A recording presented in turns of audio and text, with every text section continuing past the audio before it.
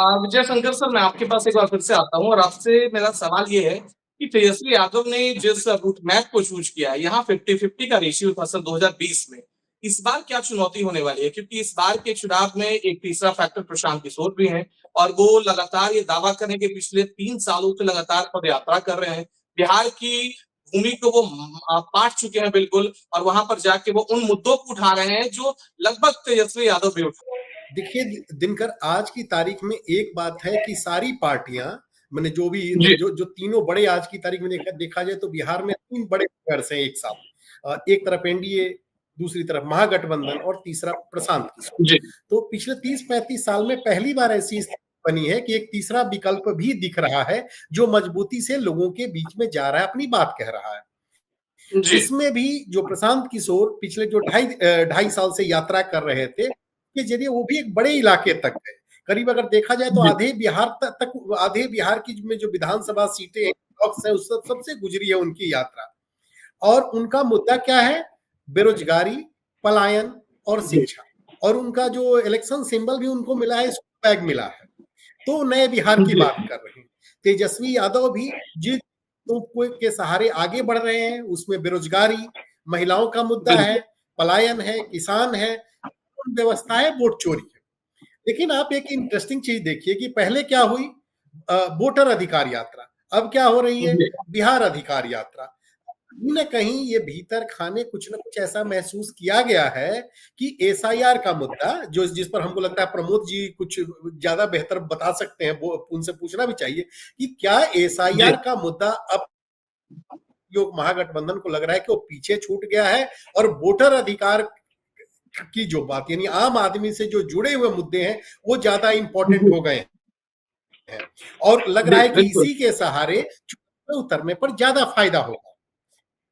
तो हमें जी इन बिल्कुल। चीजों प्रमोद। की और बात करनी चाहिए। एक चीज है जो तेजस्वी यादव गिरेगी, तेजस्वी यादव जी की यात्रा जो जो पूरी जो गुजर रही है, उसमें हमको लगता है तीन क्षेत्र ज्यादा इंपॉर्टेंट है।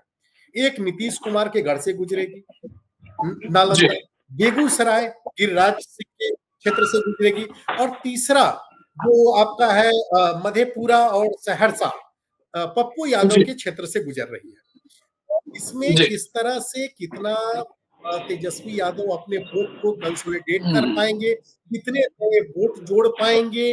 तो आज की तारीख में अलग अलग तरह की चुनौतियां, आज की तारीख में सिर्फ यही चुनौती नहीं कि वोट जोड़ना है, अपने वोट को जी छिटकने से रोकना भी बड़ी चुनौती हो गई है आज की तारीख में। क्योंकि अगर वोट हाँ, छिटका तो बिल्कुल हो सर। सकता और है एक सवाल बीच में ये है सर कि क्या इस बार तेजस्वी यादव के लिए एक चुनौती उनके खुद के भाई तेज प्रताप भी हैं, क्योंकि वो काफी अग्रेसिव होकर कैंपेन कर रहे हैं सर, और तेजस्वी यादव पर अब खुलकर हमला बोल रहे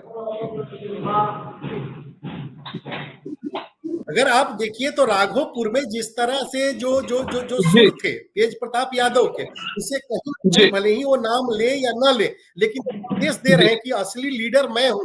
जनता की जो जी जो जो भावनाएं हैं, जो जो जो, जो इच्छाएं हैं, जो जनता की, हम पूरा करेंगे। लेकिन फाइनली ये पब्लिक को तय करना है, बिहार के लोगों को तय करना है जी कि किसको वोट देना है, के साथ खड़ा होना है। और आज की तारीख में आप भी जानते हैं कि चुनाव एक व्यक्ति नहीं लड़ता है, पूरा तंत्र लड़ता है।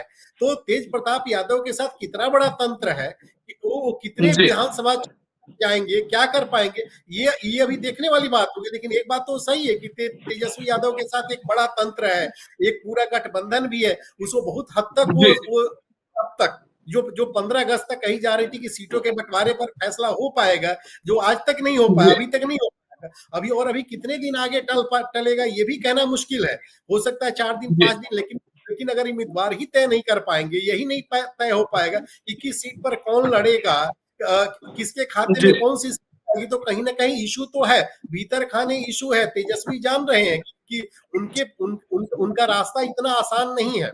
एक और ट्रेंड उन्हें जरूर जी परेशान कर रहा होगा। आप देख रहे होंगे कि एंटी इनकम्बेंसी बहुत ज्यादा काम नहीं कर रही है, जो सरकारें हैं वही रिपीट कर रही है। तो तेजस्वी बिल्कुल सर। यादव एक खिलाड़ी हैं, वो हर हर एंगल से हर चीज पर पूरा गुणा भाग कर रहे होंगे कि किला को कैसे बचाना है, अपने वोट को